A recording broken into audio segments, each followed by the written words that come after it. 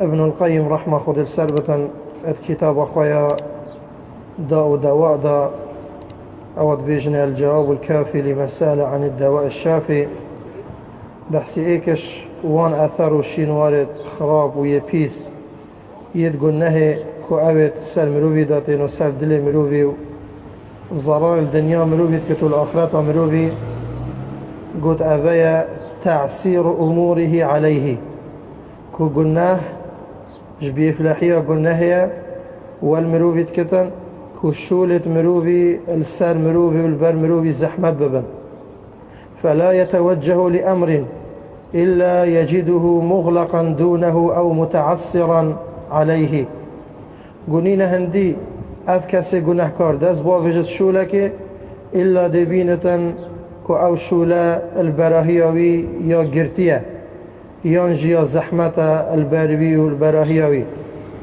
وهذا كما أن من اتقى الله جعل له من أمره يسرا فمن عطل التقوى جعل له من أمره عسرا.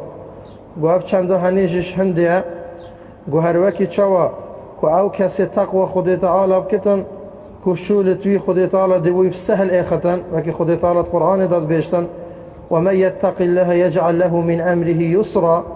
هر كسك تقوى خود تعالى بكتن خود تعالى دي شولتوي بوي بسهل إيختن وكا چوا هوصانا أو كسي تقوى خود تعالى بكت خود تعالى دي شولتوي بوي بسهل إيختن قول قلبي چنديجي أو كسي تقوى خود نكتن وتقوى الدفيفة نبتن جعل له من أمره عسرا قد كارو شولتوي دل بروي بزحمت كفن ودل براهيوي بزحمت كفن.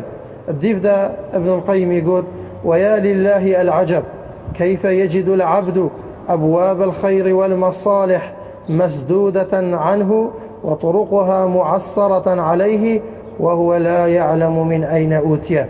يعني قلت شو عبد دبينة درجة خيره ويد مصلحته باشي البراهيوي قرتينا والريكتوي البروي زحمة أو نظانة أفشاندهنش كيف بسري هذا أو نظانة بوش الشولتوي بسريك وناين وبوش الريك البروي زحمة بنا أفشاند بسبب بسري هذا.